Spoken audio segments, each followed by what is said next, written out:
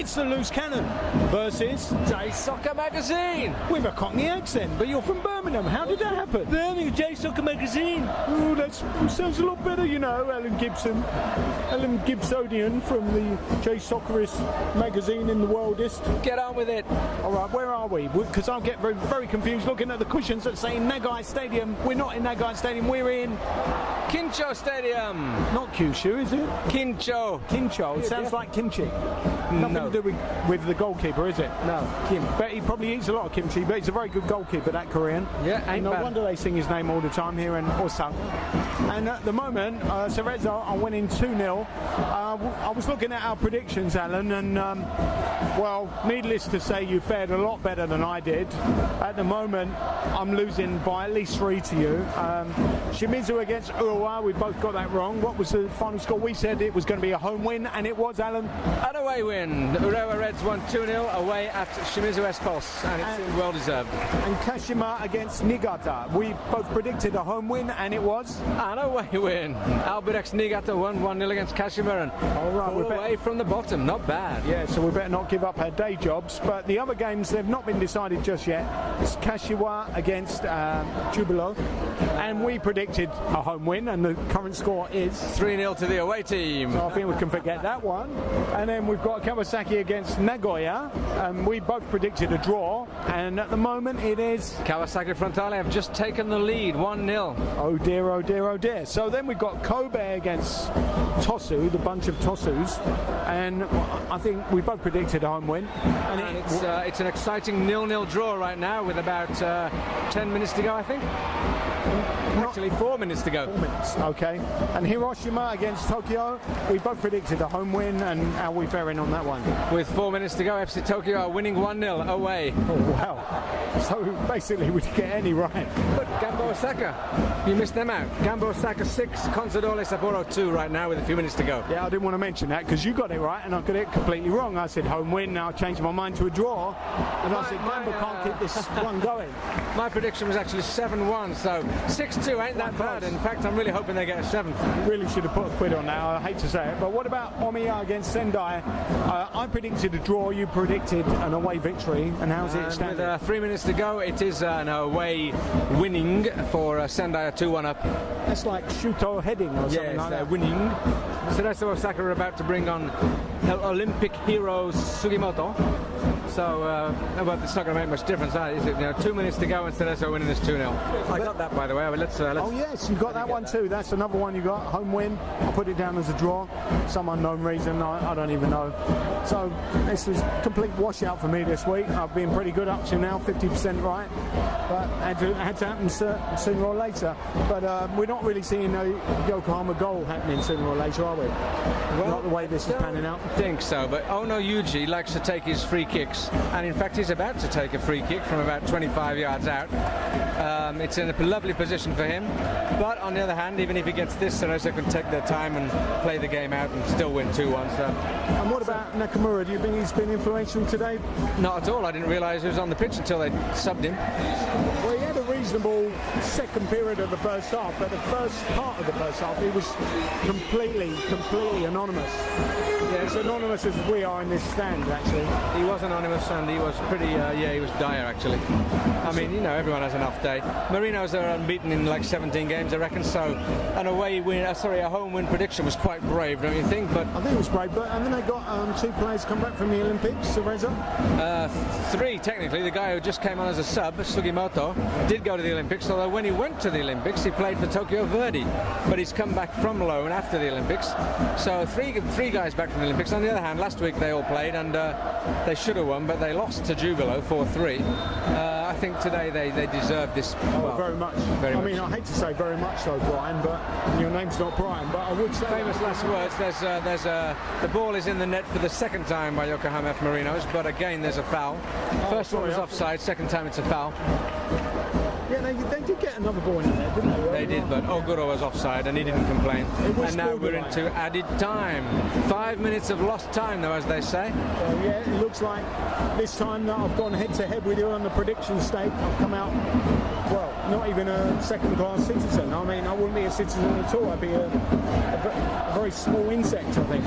Very small small indeed. And I haven't seen any insects here. It's very, very different to Kyoto. I've seen looks like what, I hate to digress, but I will anyway. It looks like a Hotel Manhattan, looks like a Love Hotel, is it? No, quite possibly, and if they want to sponsor our podcast, they're quite welcome. Oh yes, free hotel room wouldn't come amiss. But you know why? You know why that there's no insects here, don't you? Why is that? Well, Kincho Stadium. Kincho is the insect repellent company.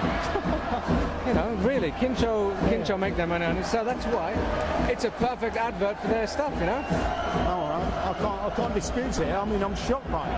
I'm just looking up to the floodlights, looking for what do you call them, semis or. You know what's quite irritating is I'm looking at the official J.League website here, and they have Yokohama F. Marinos as a score and a goal here. It's now 2-1 on their website. How did they manage that? Oh, it's that offside goal. Yeah, and earlier on they had a goal for Jubilo Iwata 3-0, which was also called off. So I'm a bit sad about that. Somebody's jumping the gun and just doesn't keep their eye on the officials. That's really quite irritating. So tell me about my favourite players. I like these two Brazilians for Cerezo. Oh, I'm sorry. Well, to be honest, Kempes, he has settled in after about 6 months. And the new boy, Simplicio, is keeping it simple in the middle.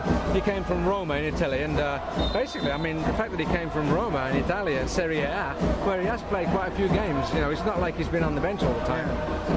So it's an interesting proposition, and he's doing all right, Yeah, I'm quite impressed. And Gamba have just got their 7th, so 7-2. Doing well. Oh, and Sendai have just scored 3-1, so that's finished. And who's this guy at the back, number 22 for Yokohama? I really like him, number 22. Yeah, that's good because you'd like him. Nakazawa, Bomberhead as we call him, Bomber because of all his hair.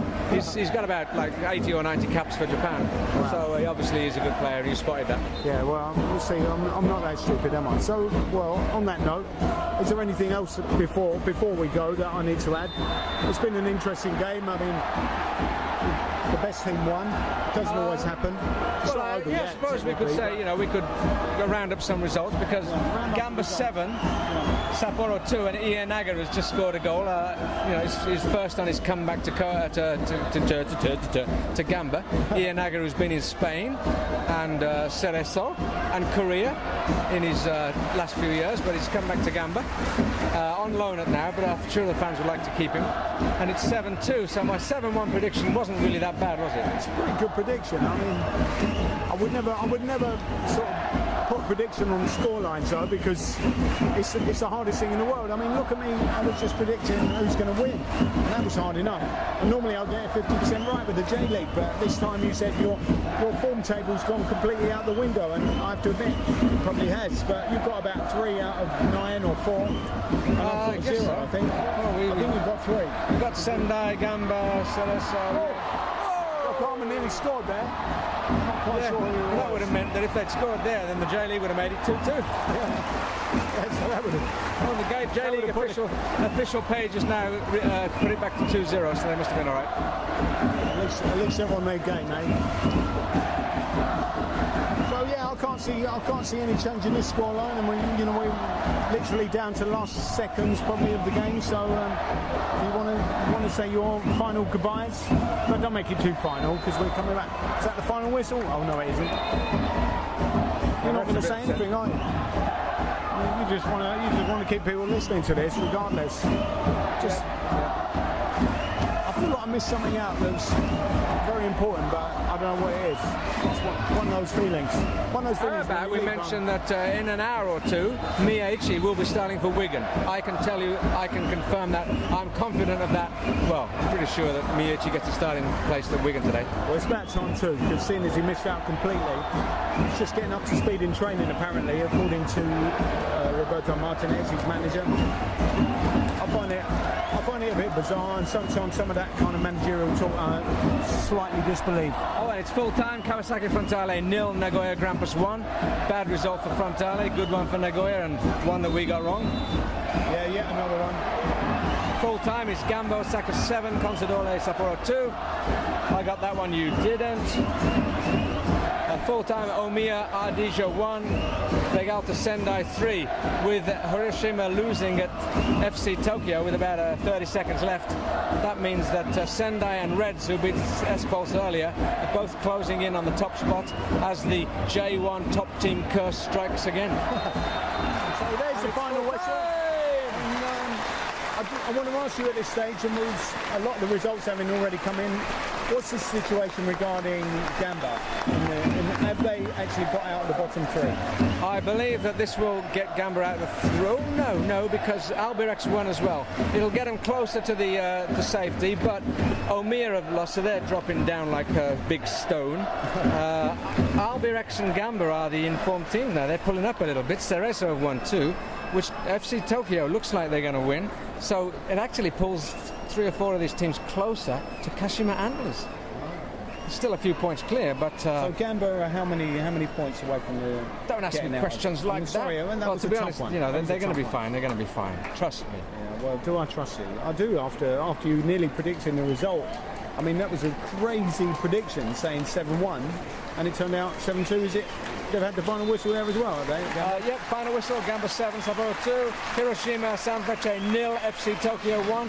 Crucial win for Tokyo, because if they'd lost that, they would have also been dragged down into the relegation zone with those teams below winning.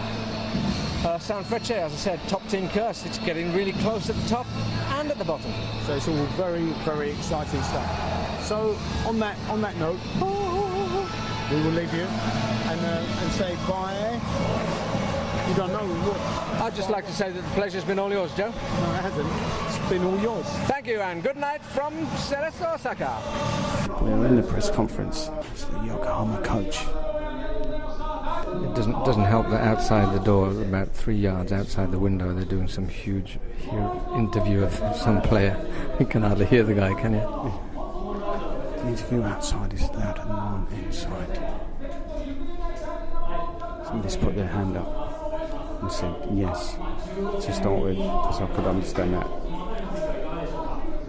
Touched his backside as he was speaking, which is not normal journalistic practice. I'd like to ask him why he didn't bother starting Saito and waited till like 65 minutes before he came on, and why they only played with 9 men today. Well, Nakamura's actually playing today. I didn't notice. I'm sure he did say that, but continue anyway.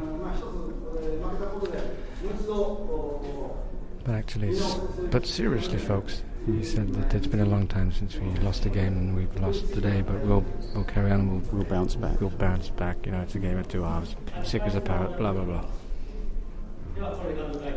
So he's scratching their head with that was a pretty short. Teeth. Yep. Pretty short press conference, and already been in trouble for talking about drinking Aquarius prior to the commencement of this big event. Yeah, I think I'm going to go and put a Gamba Osaka sticker on the back of the sponsors now. I think you better tread carefully. I've already been in trouble. There's all kinds of cut.